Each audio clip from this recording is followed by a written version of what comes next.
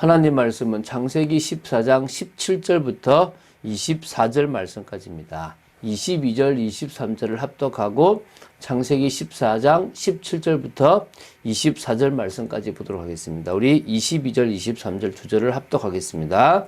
아브라함이 소돔 왕에게 이르되 천지의 주제이시요 지극히 높으신 하나님 여호와께 내가 손을 들어 맹세하노니 내 말이 내가 아브라함으로 치부하게 하였다 할까 하여 내게 속한 것은 실한 오락이나 덜 메건 한 가닥도 내가 가지지 아니하리라. 아멘. 우리가 이런 믿음의 고백을 해야 되겠죠.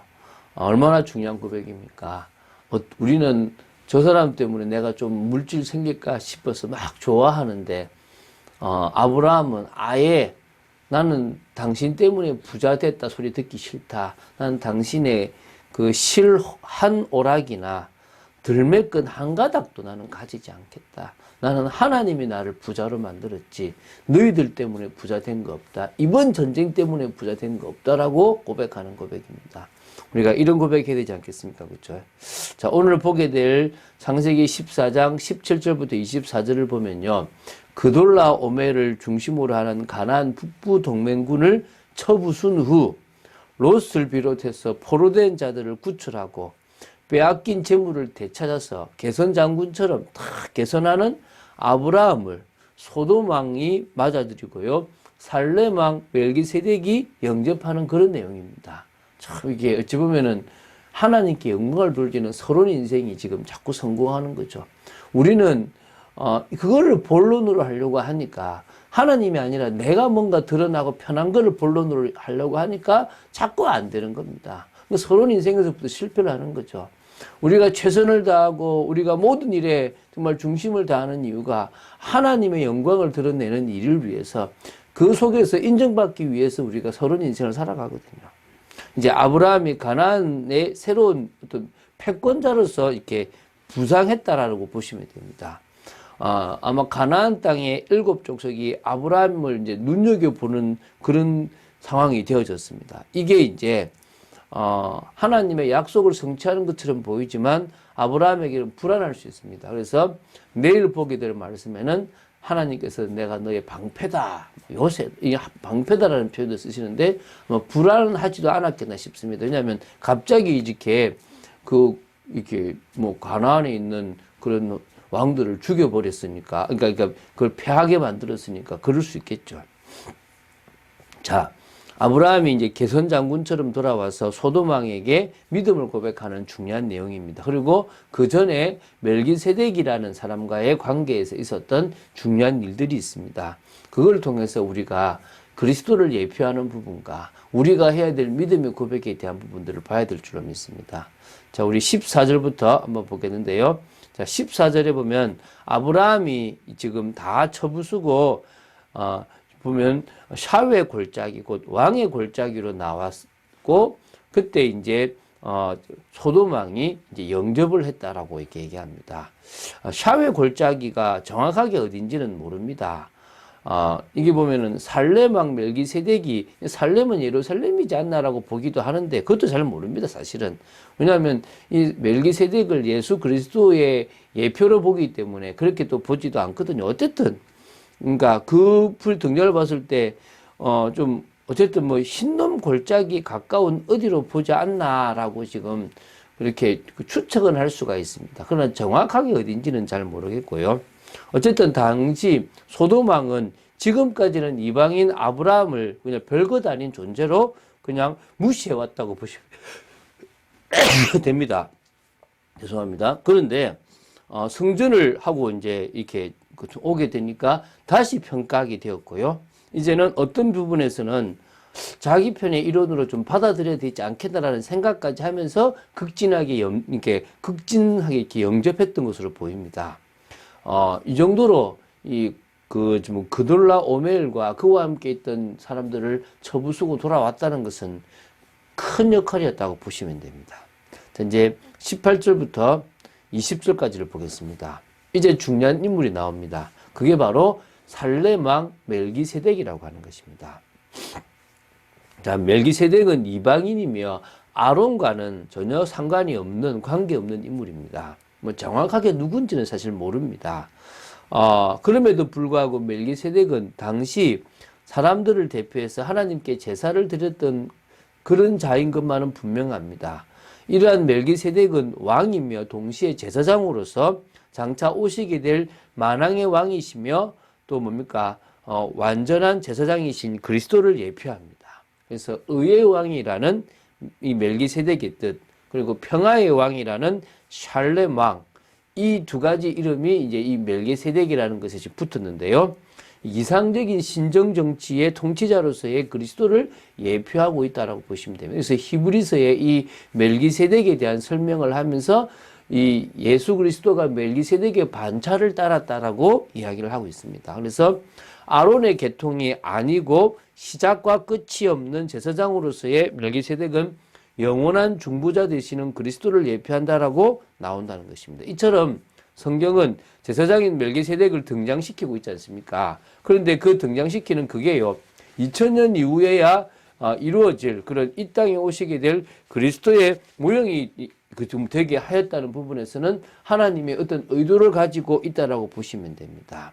그래서 하나님은 계속 창세기 3장의 그 범죄 이후에 여자의 후손이라는 것부터 시작해서 예수 그리스도가 오실 때까지, 오셔서 십자가에서 모든 것을 완성하실 때까지 당신의 그 모든 계획을 이루어 가시고 계신 겁니다. 그래서 히브리서 7장 24, 25절을 보면요, 예수는 영원히 계심으로 그 제사장 직분도 갈리지 아니하느니라. 그러므로 자기를 힘입어 하나님께 나아가는 자들을 온전히 구원하실 수 있으니 이는 그가 항상 살아계셔서 그들을 위하여 간구하심이라고 했습니다.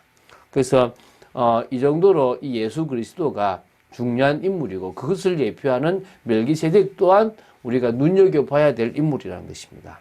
자, 이 멜기세덱이 아브라함을 위해서 떡과 포도주를 가지고 나와서 축복합니다. 천지의 주제시여 지극히 높으신 하나님이여 아브라함에게 복을 주옵소서. 너희 대적을 내 손에 붙이신 지극히 높으신 하나님을 찬송할지어다. 이렇게 합니다. 이 축복을 받았던 아브라함은 제사장으로 생각했기 때문에 자신이 얻은 것에 그 전리품의 10분의 1을 멜기세덱에게 주었습니다. 그러니까 11조 규례가 성경에 처음으로 등장하고 있습니다. 이게 모세에 의해서 명문화시키고 또 구체화시키고 어떤 의미인지를 설명했지만은 사실은 그 이전에도 계속 있습니다. 제사도 마찬가지입니다. 모세 때 피제사에 대한 것들이 딱 정립됐지만은 사실은 그 이전부터 가인과 아벨 때부터 이 제사라는 것이 있어 왔다는 것입니다. 그래서 우리가 성경을 볼 때 좀 불친절하다라고 하는 게 언제부터 왜 어떤 의도로 이런 것들이 되어지는지를 제대로 설명하지 않고 앞뒤가 어떨 때는 좀 바뀌어 있는 모습들이 있습니다. 그거는 이스라엘이라는 그런 배경들을 가지고 있어야만 이해할 수 있는 부분들이 있다는 것들을 이해하시기 바랍니다. 어쨌든 이런 그 11조를 이렇게 쉽게 말하면 드림으로 말미암아 어찌 보면 자기의 신앙을 하나님이 이 모든 것들을 하셨다라고 고백하는 모습이 아브라함의 모습, 성숙한 신앙의 모습이기도 한 겁니다. 자, 21절부터 24절을 보겠습니다. 자, 21절부터 23절의 내용을 먼저 본다면 이것은 소돔왕, 사실은 베라입니다. 앞에 그렇게 나오는데요. 전쟁에서 이기고 돌아온 아브라함에게 사람은 다 돌려주고, 왜냐하면 자기 이제 부하들이니까 그 외에 노획한 재물은 아브라함이 이렇게 가질 수 있도록 제한을 합니다. 그런데 아브라함은 그것에 단호하게 거절을 합니다. 왜냐하면 내게 속한 것은 실 한 오락이나 들매건 한 가닥도 내가 가지지 않겠다. 그 이유가 뭡니까? 그것은 바로 내가 너 때문에 이 전쟁 때문에 이 정말 치부에서 거부가 되었다라는 소리를 듣기 싫다 이거죠. 그래서 나는 지극히 높으신 여호와께 내가 손을 들어 맹세한다. 나는 안 받을 거다라고 얘기를 분명히 합니다. 이게 우리가 삶 속에서 가져야 될 것입니다. 물론 우리가 불신자 사장한테 월급을 받기도 하고 모든 일들을 합니다. 그걸 잘못했다고 얘기하지 않습니다. 우리가 상대방의 어떤 그런 것들을 통해서 내가 부를 얻고 뭔가를 얻으려고 하는, 그래서 내가 뭔가를 좀 채우려고 하는 부분들은 하나님을 믿지 않는 거라는 것입니다. 여러분이 이 부분에 대해서 제대로 이해하시고 해석하신 여러분 되시기 바랍니다. 그래서 이제 그런 믿음의 고백을 하는데, 단지 24절에 보면요, 같이 전쟁에 나갔던 젊은이들이 먹은 것과 함께 동맹한 아브넬이라는 사람, 아넬이라는 사람, 그리고 에스골이라는 사람, 그리고 마므레라는 사람, 그 가문의 분깃은 줘라. 그러니까 어찌 보면요, 내 이익은 챙기지 않지만 같이 간 사람들의 이익은 챙겨주는, 이게 우리가 복음 가진 사람이 해야 될 중요한 것입니다. 믿는다라고 하면서 내 이익을 챙겨버리면요, 불신자들이 인정하지 않습니다. 믿기 때문에 우리는 양보합니다. 양보하는데 부자는 우리가 됩니다.